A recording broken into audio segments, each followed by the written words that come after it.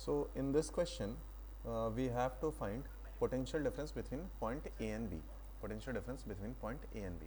For that, let's use nodal analysis. So let us assume this point A has a total potential of 27 volt. So 27 volt we can write here. Now point B, we can assume that this point should have some potential. Let's say that value is x. This point sub have value of 0, so this is also x and this will become 23 plus x. 23 plus x. चलिए, अब अपने को charge conservation अगर आप देखें तो जितना amount of charge यहाँ से जा रहा होगा सेम अमाउंट ऑफ चार्ज को यहाँ से क्रॉस करना होगा. सो फ्रॉम चार्ज कंजर्वेशन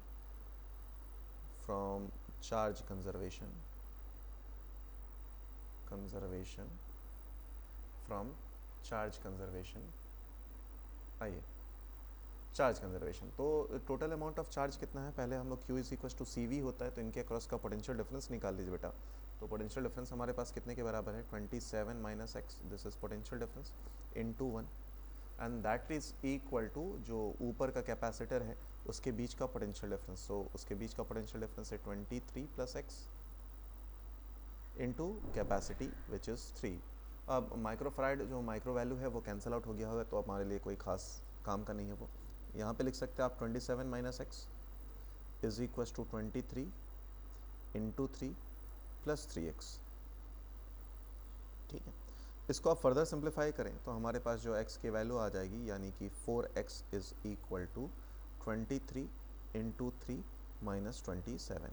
सो यहाँ से सिंप्लीफाई करने के बाद x की वैल्यू जो हमें मिल जाएगी वो रहेगा वैल्यू लगभग माइनस 10.5 वोल्ट के बराबर. ठीक है, माइनस 10.5 वोल्ट के बराबर. तो ये आ गया हमारे पास माइनस 10.5. अगर ये माइनस 10.5 है तो पोटेंशियल ऑफ B कितना निकाल सकते हैं हम लोग. So potential of B will be equal to 23 minus 10.5.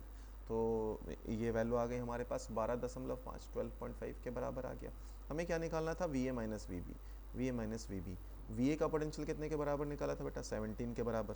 ठीक है, VA का पोटेंशियल हमारे पास 17 के बराबर था. अच्छा, माइनस ये वैल्यू हमारे पास कितने के बराबर है बेटा, तो ये वैल्यू आ रहा है हमारे पास 12.5 के बराबर. 12.5 के बराबर.